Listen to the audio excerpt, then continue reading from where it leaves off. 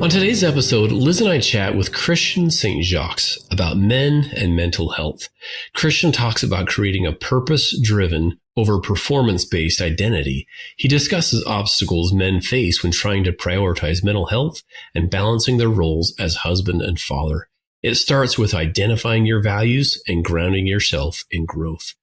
Christian St. Jacques is a holistic men's and relationship counselor and psychotherapist in Washington State. His passion for working with men and couples was shaped by his experience growing up in a dysfunctional, disengaged family environment.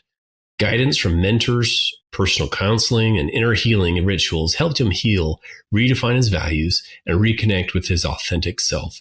This journey led him to prioritize purpose-driven endeavors over performance-based identity, embracing career goals, financial responsibility, and holistic personal growth. Today, he cherishes his loving marriage and fatherhood, advocating for holistic well-being. His purpose is mentoring men towards intentional growth, emphasizing values and meaningful contributions to relationships and communities. We hope you enjoy the show.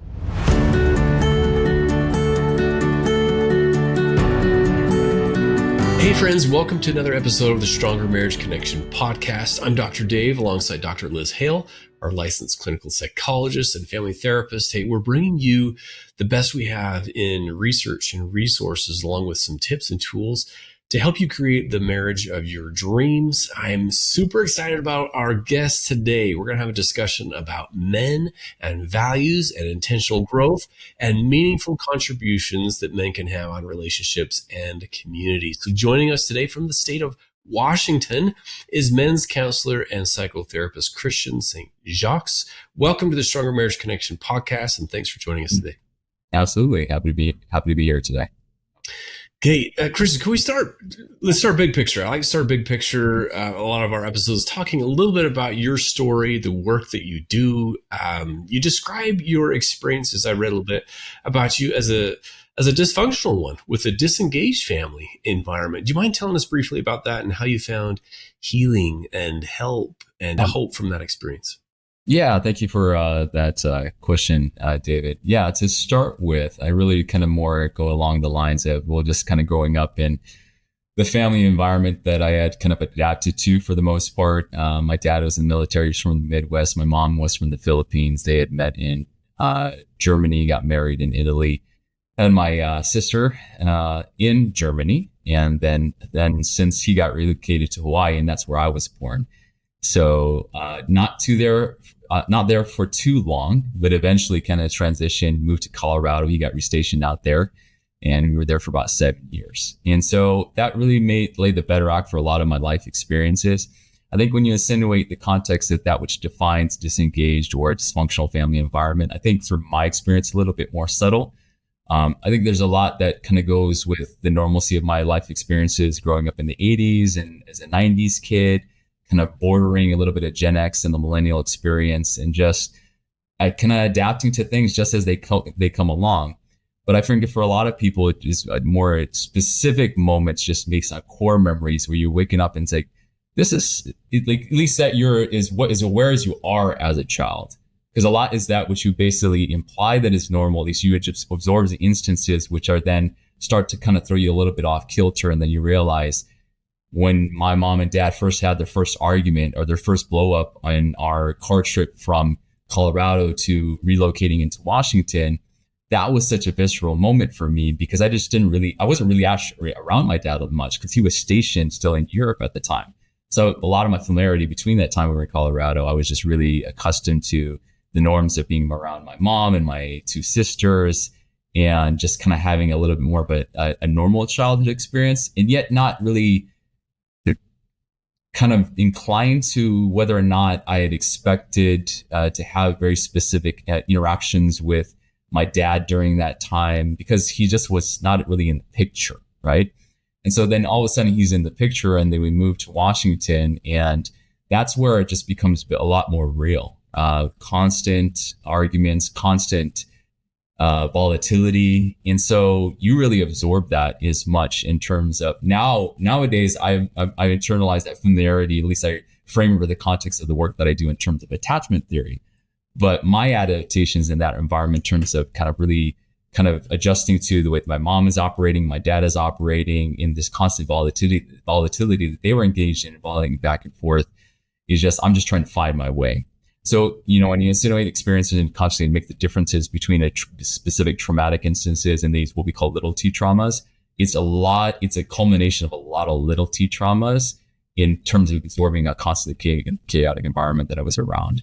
I would say that a consideration with regards to something that I was really kind of rocked my life experience was my father's addiction to gambling.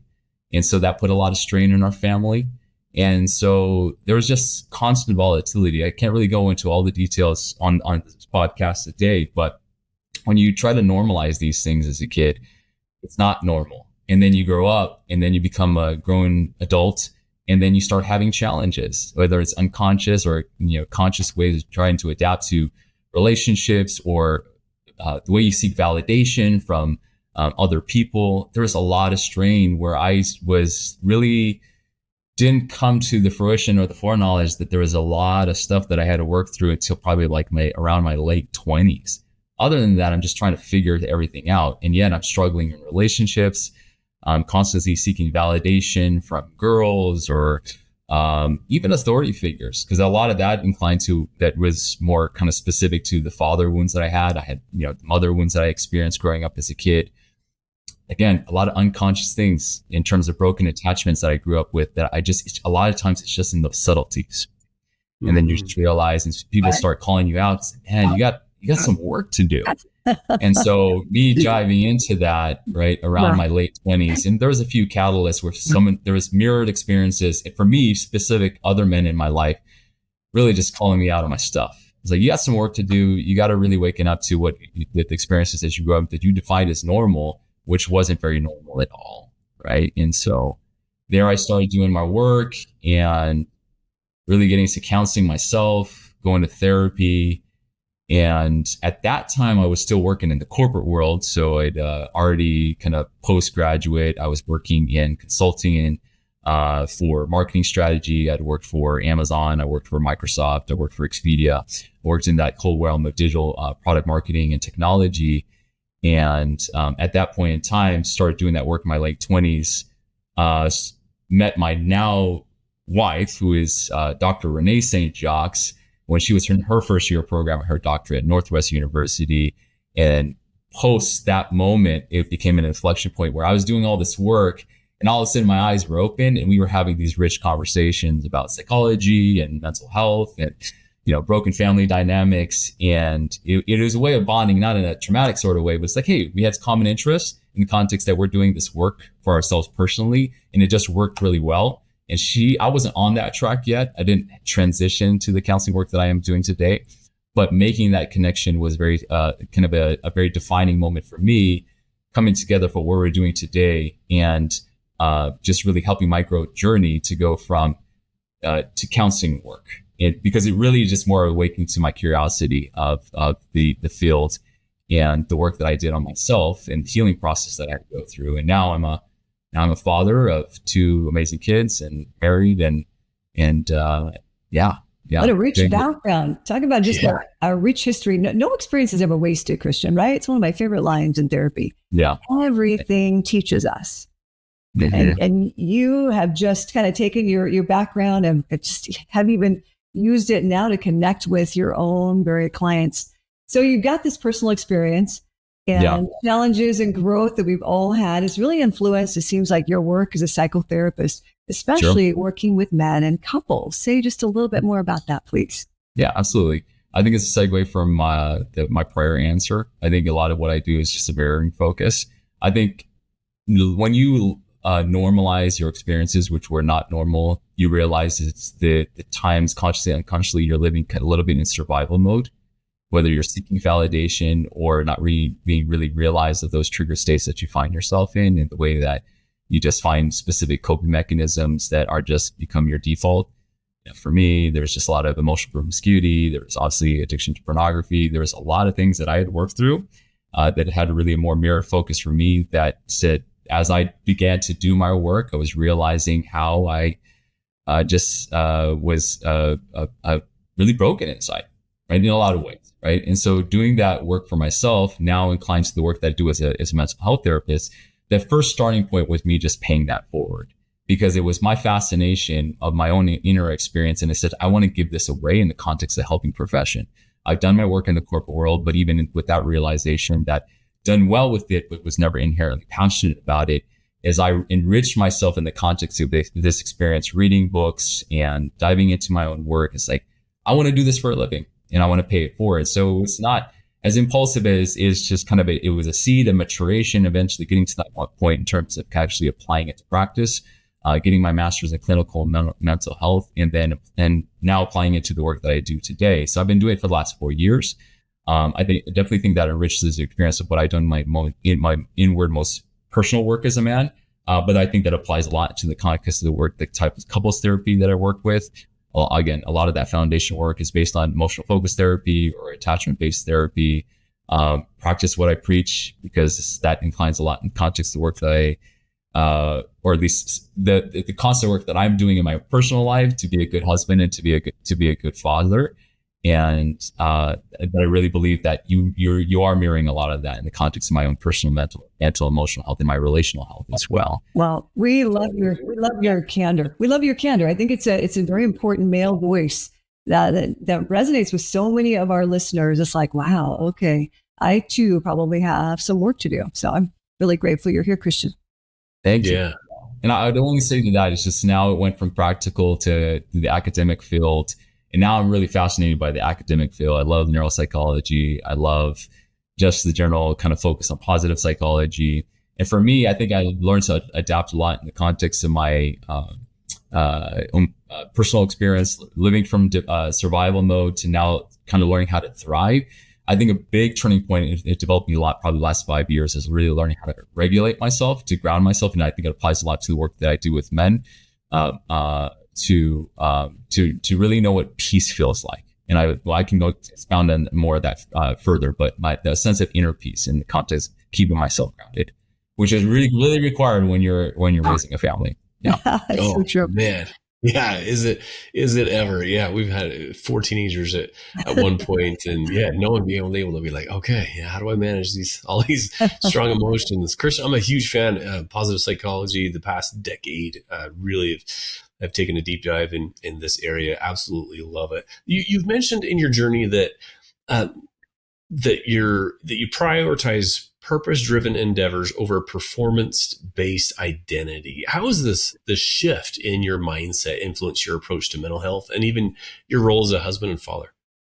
Yeah, I think that harkens back a little bit to my prior answer, where as I found myself in my 20s, I sought a lot in the context of external validation, whether I got my sense of identity from my work or I got my sense of identity from, chasing after girls, or just gravitating more in the context of both that is the image, really the mask that I wore in society, and then the inward struggles that I really, really wrestled with. I had my coping mechanisms. I had my addiction to pornography. All of that was inclined that I didn't know where this was coming from. It's just how everything was manifested, which created obviously maladaptive function in terms of how I was working, both in the context with it, which is very performance focused, because a lot of it was just driving for that external validation, and then not really having any inherent values, right, to fall back on, because a lot of it was just broken core belief systems. And so me seeking that, whether it's just more enriched in the context of whether or not my work is going to give me that sense to fulfill my sense of insecurity, right? The sense of constant deficiency that I was experiencing on a recurrent basis. And so when you start to do that inner work, and for me, I think a lot of it, and it depends on on a case by case basis. I would say that for my specific experience, it was addressing a lot of those inner childhood wounds. And you think about that, the insecurities or the constant seeking validation enriched by these experiences, by disengage or disjointed experiences in the context of relation with my mom or my father.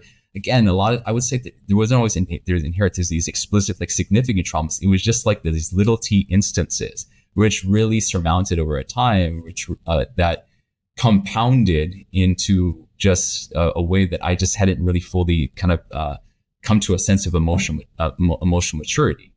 And so when I started kind of digging into that, this whole idea of this hunger to be seen and to be known and to be heard, and really digging into these insecurities, then I started to do like what I start just kind of like doing kind of parts work. I started working with a therapist that did internal family systems in terms of really exploring that exiled part, in terms I wasn't really in touch with the younger boy, the son, the inner child within me.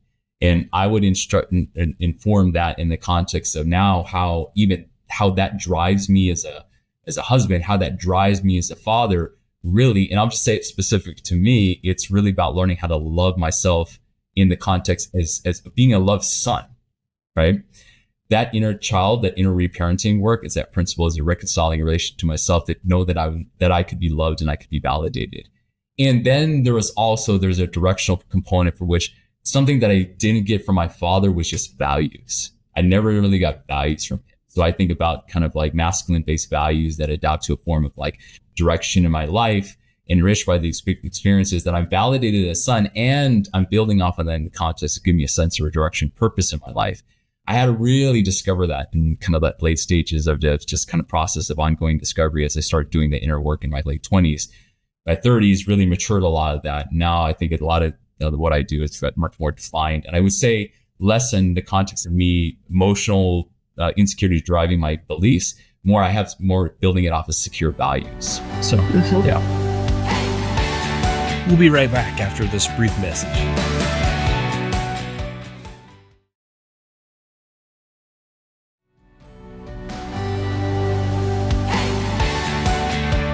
And we're back. Well, let's dive right in. Well, I think your voice is just so important. I think we as a society are tough on men, quite frankly. I think we as women are tough on men. You know, coming from, I'm speaking, I guess, sharing that I've been tough. I think even on sitcoms I watch, and we show men, you know, not very smart or clumsy. And we even have terms like maternal gatekeeping, where maybe we think we know better as women. So I think your voice is so important. I just really do appreciate your candor and honesty here. So the obstacles, I'd love to know more about. What are common obstacles that we as women maybe really don't understand that's affecting mental health and the balance between being a husband and being a father? What do we need to better understand, Christian? Sure. I'll share a little bit more anecdotally. So a lot of the men that I see warrant into the value of understanding I think nowadays, I think it's not uncommon, at least less stigmatized in the context of defining vulnerability amongst men. However, I would say that a lot of men struggle what that vulnerability is supposed to mean, whether it implies in the context of their understanding their own emotional experience or how they communicate that emotional experience to other people. Defining vulnerability in a context, I would have to kind of distinguish or delineate the difference between an insecure form of vulnerability and a secure form of vulnerability. Because simply just saying that I feel something to someone, then that associates that interchange that what am I going to get out of this experience, versus I think one thing we talk about, and one thing I work a lot along the lines with men, is not only having those external resources and environments that you feel it's safe and discretionary that I can share about my emotional experience. Inwardly, though, is that I think a lot of men don't have the internal tools, right? The internal tools to assess themselves in the context of what it means to find grounding within themselves, so that they are vulnerable and they are exemplifying and showing I do know how to take care of myself as well. Not just like a rely on me because I'm a man kind of sort of things, but there is this notion that I can take care of myself and I can be vulnerable at the same time. In one way or another, sometimes men over-index in the context of, and you think about in the context of attachment, because I'm avoidant in like the avoider, I can really do it myself. The pleaser really relies on that external sense of validation, driving component in relation to social anxieties in terms of serving that connection. And so really working with men in terms of finding that balance, because you're going to see men working with, they're going to find one areas that they're deficient or greater than or not, which basically that's the work that they're going to have to do. And if you got someone who's a pleaser, they've just learned how to adapt to environments where they really just don't feel their space in very well. They just learn to shrink. Whereas the avoider, maybe they learn how to bloviate, they learn how to make themselves big, they learn how to puff up, right? You might insinuate more kind of narcissistic types of tendencies. And I find in my environments where I'm counseling them, you challenge them up front. If you do find them in your counseling office, and they might be quick to ship off really quick because they feel challenged, but then they know that you're authentic, you're really pressing in. So I find those types of men, they tend to stay longer because you tend to challenge them. Whereas if you have a man that is a bit more pleaser or anxious focused, he might stay in the counseling engagement for the wrong reasons, because even you as a therapist, he's pleasing you. And you're like, don't please me. Like, I need to challenge you here just to kind of rise up in the situation in terms of tuning to the moment, which is needed for you, because every individual is a little bit more unique in the context of their personality and their terms that they've adapted to. And so you really have to work through those adaptations to work with an individual in terms of types of. Seems like Christian and Dave, many men are really accused of being a narcissist. I find fewer, really legit narcissists, fewer than those who are accused. Do you see that too, Christian, in your practice? That maybe we as women or other people have labeled them as narcissists, but they turn out not to be? Yeah, I see it. I see it as much. I think there are some terms in popular culture that tend to be a little bit overused and weaponized. Narcissism being one of them. Sometimes I won't get off too much my soapbox in the context, like words like gaslighting tends to be overused or misused. Yep. I hear a lot. Yeah, so you hear a lot of those narcissism and these psychological terms, but they tend to be more weaponized in environments where it's really not it. For me, it's just more the lines working with men in the context of how they've adapted. And so when you take away some of the stigma of these word associations, you get into more of the vulnerability of these particular individuals, and make it safe for the environment, because even those words really signal there's something wrong with me. But that's not a fair assessment in the context of self-awareness that are really helpful for people, because that's just intellectualizing things in the context of the counseling environment, where I'm asking them to come into the environment, not what's wrong with me, but what happened to me, where's my story aligned to where I'm at today, and how do I really unpack this? And so, when I think it from a psychodynamic standpoint, yes, kind to understanding kind of attachment-based predispositions they're coming from, but a lot of the work that I do is very Jungian based, and so I do a lot of kind of frameworks with men based on shadow work. And so I find it's very helpful in terms of unpacking, regardless of what stage of life that they find them in. Obviously, if you work with middle-aged men, they're doing a lot of deconstruction in the sense of their ego and how they came to be the way they are. And when you do a lot of that unpacking work, it just tends to be very enlightening for them. And again, in a way that the form and framework we're adapting from is what happened to me, or what do I need to learn about myself in the context of my journey that I didn't know before? Where do I need to heal? What do I need to let go of? What do I need to surrender to? When you think of that, then you really break down the stigma of shame that men adopt to. And again, those terms that you use, it just insinuates shame, and it doesn't really invite them into the actual process of self-exploration that is necessary to actually kind of heal, right? So, yeah.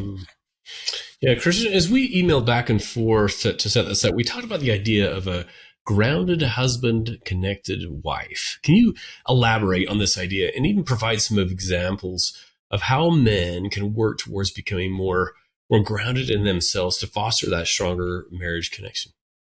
Yeah, thanks for asking that question. I think it's a popular term that a notion that I grew up with a lot, and from a cultural standpoint, even my dad used it a couple of times: happy wife, happy life. What that means to me, what I didn't know now, is more of an indication to, in those situations of emotional dysregulation or agitation, whether it's coming from their counterpart or their wife at the time, whether they feel like, whether they feel like they're being nagged or they feel like overwhelmed by some deficiency that they're operating in. I think it leads men to isolate in the moment or away from the moment. And what I mean by that is, to isolate in the moment is that just emotionally shut down, to compartmentalize, which men can very easily do in situations where they feel emotionally overwhelmed by the moment, and just they're there, but they're not there, right? And then the insinuation for them to isolate from the moment would be to to be more or less inclined to find places where then they're just emotionally cut off and distant, whether they find themselves gravitating to work or they find themselves gravitating into other different types of maladaptive degenerative coping mechanisms.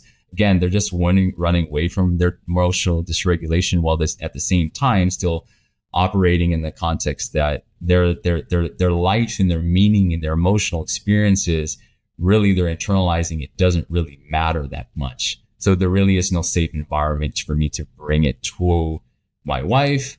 You could think about that in that context. I think the challenge in that, I think when you take the spirit of the masculine, when it gives over indexes into the value of intimacy and the sense of validation, again, men, I think a lot of are sometimes wired to seek that external validation, is that it just puts them into this constant state of striving. And to think that your wife has the capacity to get to meet all of those needs, they can.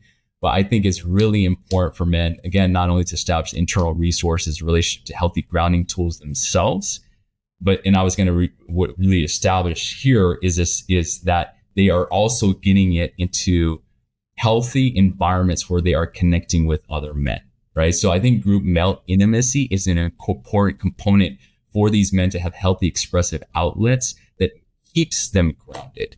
And it depends sometimes when you think about the context of how men operate, they can either overfunction in their sense of sovereignty and underfunction their capacity for intimacy, or they're overfunctioning in desire for connection. You think about the pleasers and then they're underfunctioning in their sense of sovereignty, right? So every man needs to adapt based on or understand the basis of way they adapt to find the grounding tools in relation to themselves that are going to help them grow to define corrective experiences.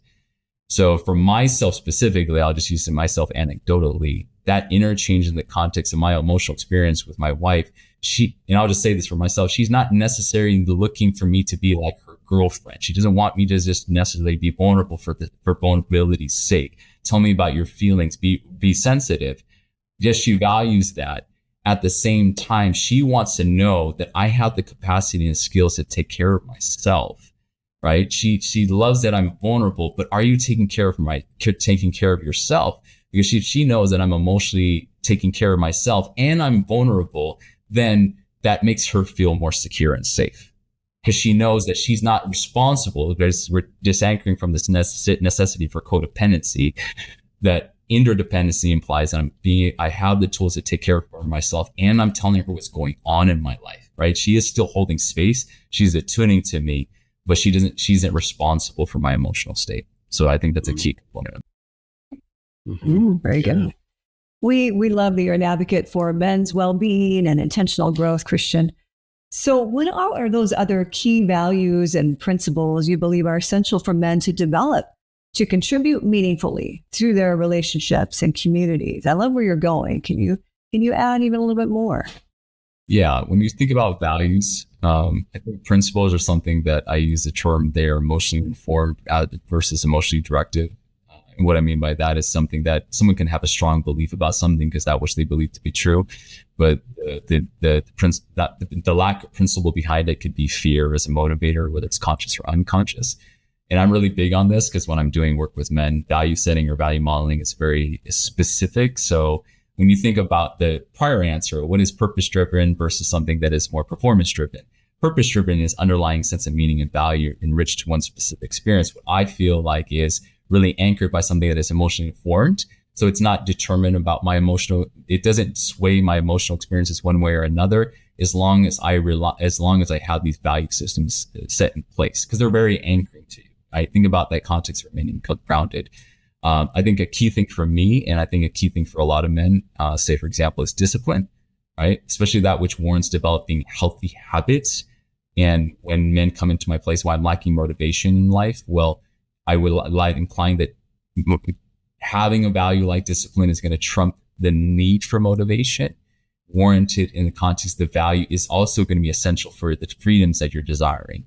You cannot get specific freedoms in your life without something that's anchored in the context of discipline, whether it's financial freedom, whether it's relational freedom, in any environment that you find yourself in. Discipline is essential and it's key, important for any person, not just men, I would say, that is a value that it's good kind of cornerstone to build off of.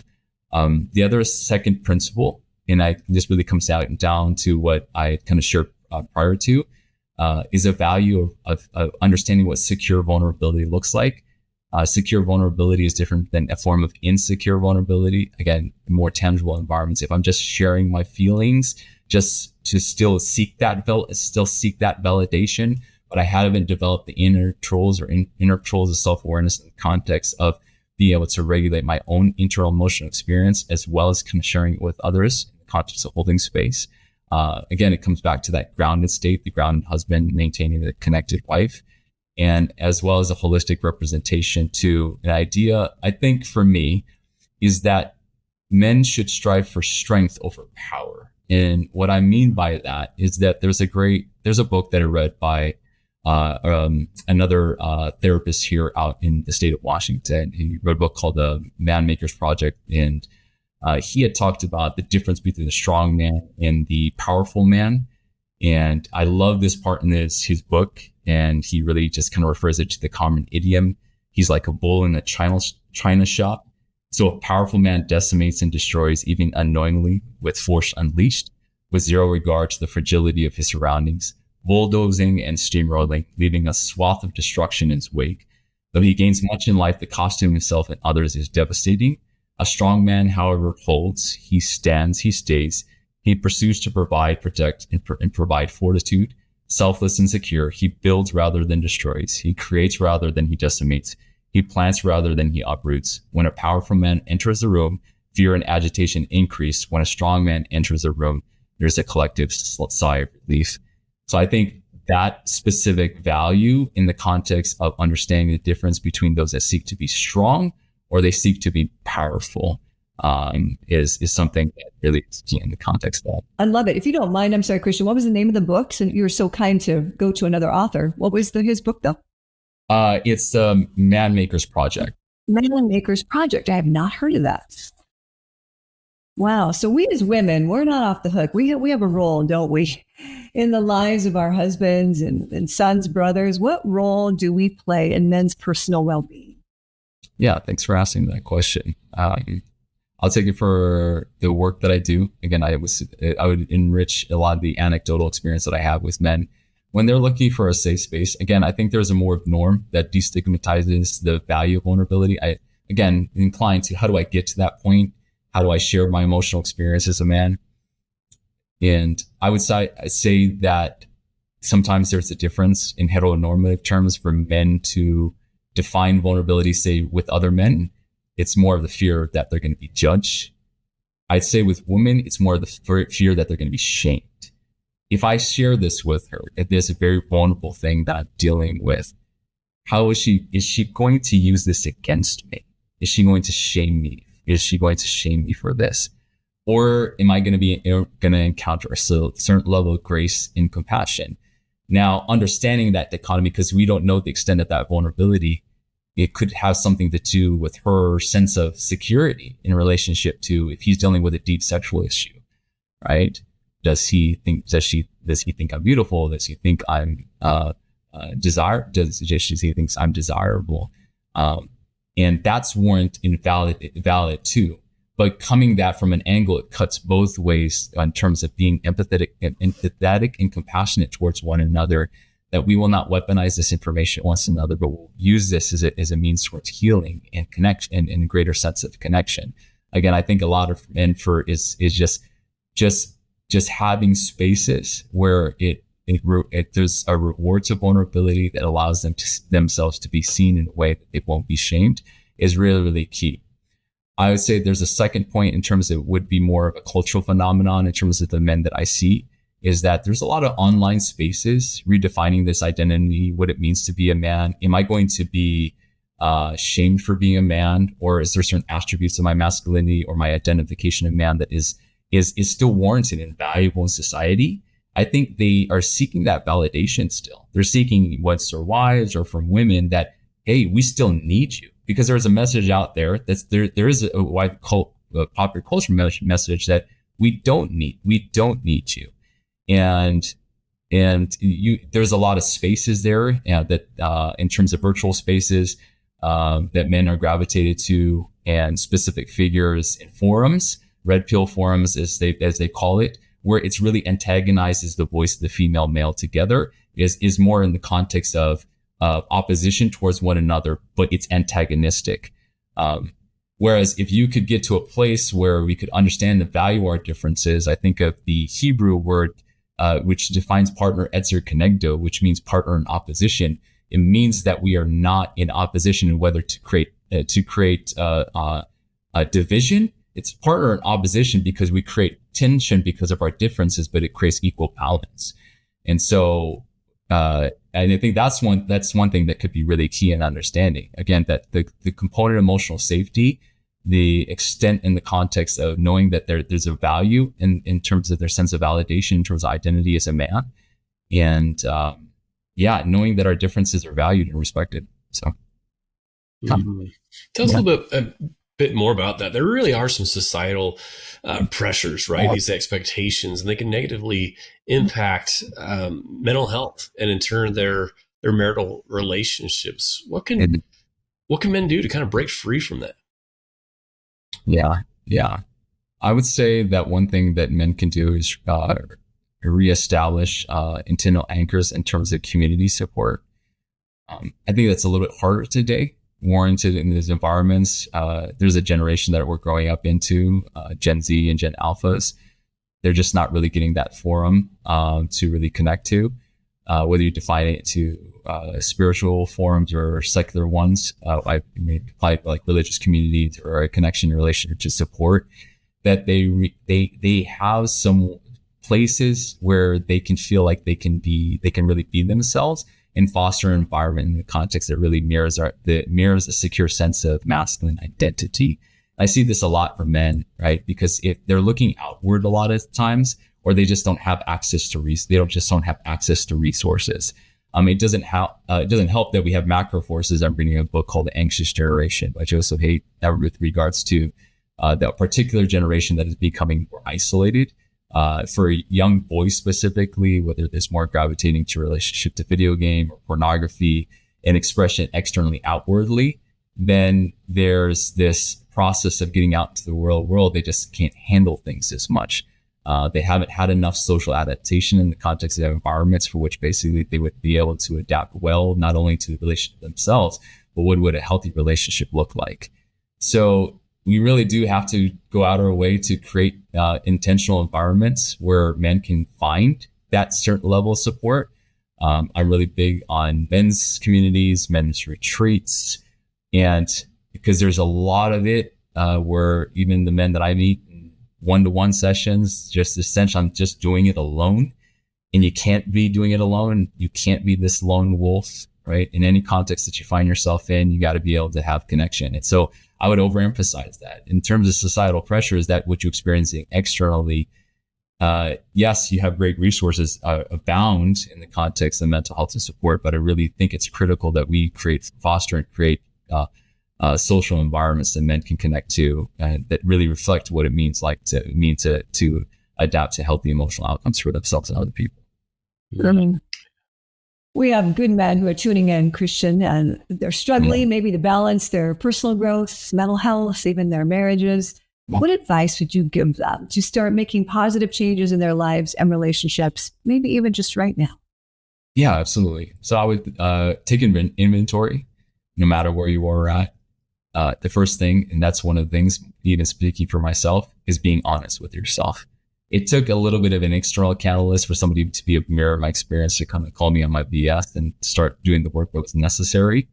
Because I was you choose your heart and you understand warranted the relationship behavior that you're going through a lot of pain. You just don't know how to deal with it. And there is that quote by Dr. Henry Cloud, which is people are very familiar with. We change when our behavior when the pain of staying the same becomes greater than the pain of changing. And the consequences give us that pain that motivates into that process of transformation. And so that was essential for me. We do have to look at ourselves and warrant a context of self-awareness that says, hey, we are ready to go ahead and enter into that journey. I think the essential thing that men need to realize, and I've emphasized this before, they cannot define self-awareness in the context of what that they can intellectualize. I think men are prone to do that. Often we might insinuate in a relationship to just compartmentalize our emotional experiences, a logic towards ourselves. Why am I this way? Why are other people this way? If they would change, I would change. If I can only do enough, then I would make her happy. If I would only do enough, then my children would be happy, or I'm bound to my work, or I'm bound to whatever it is that insinuates just a sense of identity, but doesn't really help them come to terms with which is internal. That holistic principle is come to a place of not asking what's wrong with me, or constantly seeking validation. You know what happened again, what happened to you, or just think about in the context of where you do you need to grow, heal, change, forgive, furthermore, take accountability for your life. And that's been critical for me, and that's been critical for the men that I work with. Yeah. Christian, tell us a little bit about the new brand you're building called Intentional Man. Yeah. Intentional Man is a non-clinical engagement from which I'm adapting a program for men to come into a bit of a coaching engagement with me. So it's a relationship to emotional self-mastery. So it's more directional, right? In that context, and very prescriptive, where we're using foundational pillars of attachment, shadow work, as well as somatic work with men, and that they can develop the internal tools and resources that are very prescriptive for them specifically. This extends beyond itself. It also gives me a platform to share on my other social media platforms like Instagram, perhaps building on content sharing platforms like a podcast. But it would also can extend in the context of creating social environments where other men, creating those safe social environments where men can connect with other men, whether it's through group engagements or through men's retreats. So yeah, that's great. Yeah.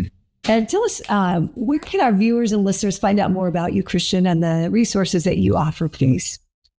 Yeah, absolutely. I think that has already been established. I co-practice with my wife, Dr. Renee St. Jacques, called Narrative Counseling. So you can find me at narrativecounseling.com. The Intentional Man platform will be something I'll be launching in the next month. There will be a website resource, intentional-man.com, as well as finding the content sharing and other social media-based resources through my Instagram account at Intentional Man. We'll put those resources on our show notes too for those who are listening. Thank you. Yeah. Hey, before we let you go, Christian, we like to ask our guests a couple of questions. The first one is, what do you feel like is the key for a stronger marriage connection these days? I would say that the key for a stronger marriage connection is that I say this often in my counseling environments, is that emotional and psychological safety is the key to emotional and physical intimacy. And really that really comes down to how two individuals are able to attune to one another in the context of creating a safe environment for connection, comfort, as well as correction. And there is a thing that I use in couples counseling, which is more kind of even way of adapted from kind of emotional EQ frameworks in terms of how couples can communicate effectively. I call it the 3 A's. And it's awareness, acknowledgement, and action. And couples learn how to communicate, but obviously there's an innate tools that they develop in order to attune themselves and as well as their partner, that they can navigate conflicts in a way to seek those outcomes, because they're either seeking comfort or connection, or they're seeking correction one way or another. And effective communication is always essential, and it's always, for some couples, they find it hard to figure out how to go about that. I'm always practicing it on a constant basis, but I think about that specific framework, not only the way that I connect to my wife on a peer level, but is also the way that I create environments of emotional and psychological safety with my children as well. So you have that foundation. I think that really enriches experience context and makes people more available for a deeper sense of emotional connection, and as well as physical connection with the partner. Yeah, that's great. Thank you. What about this next one? And that is your takeaway. We call it takeaway of the day. What is your take home message you want our listeners to remember from our discussion today? Yeah, I think the critical thing is that I'd say for the focus on men and the focus on healthy relationships. This is a journey, and it's a starting point for many individuals that might be listening into this podcast. Is that I would say that you're not alone, and that whatever you're dealing with, right, there are resources available to you today more than there ever has been.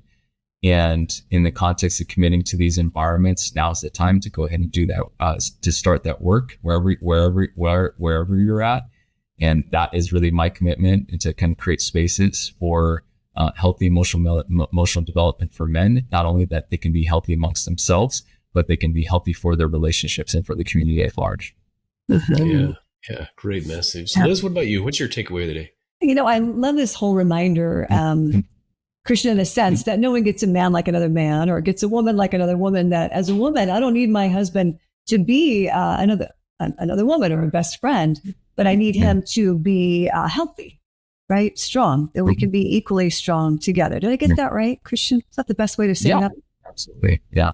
I love that. And Dave, what about you? What's your greatest takeaway from our interview today with Christian? Yeah, you know what you said early on, you mentioned values and the importance of having established values, and that your dad, you didn't transfer or talk about those values. And some of the work that I do, I have people come up with I call them your core four. What are your core four values? And then living true to those values, whether that's kindness or patience or humility or positivity, whatever that is, to maintain, to know what those are, and then intentionally pass those on. And that, in other words, you mentioned that intentionality, doing things and being, very engaged, live on purpose with that message. I think that you shared very well. So thank you. Thanks for coming on and sharing your message today with us, Christian. Yeah, absolutely. Yeah, it's my pleasure. Thank you. Keep up the good work, Christian. Yes. Thank you. All right. Yeah. All right, friends, that does it for now. Thanks for joining us for another episode of the Stronger Marriage Connection podcast. Yep. And remember, it's the small things often that create a stronger marriage connection. See you next time. We'll see. Thanks for joining us today. Hey, do us a favor and take a second to subscribe to our podcast and the Utah Marriage Commission YouTube channel at Utah Marriage Commission, where you can watch this and every episode of the show. Be sure to smash the like button, leave a comment, and share this episode with a friend. You can also follow and interact with us on Instagram at Stronger Marriage Life and Facebook at Stronger Marriage. So be sure to share with us which topics you loved or which guests we should have on the show next. If you want even more resources to improve your marriage or relationship connection, visit strongermarriage.org, where you'll find free workshops, e-courses, in-depth webinars, relationship surveys, and more. Each episode of Stronger Marriage Connection is hosted and sponsored by the Utah Marriage Commission at Utah State University. And finally, a big thanks to our producer, Rex Bolanis, and the team at Utah State University, and you, our audience. You make this show possible. The opinions, findings, conclusions, and recommendations expressed in this podcast do not necessarily reflect the views of the Utah Marriage Commission.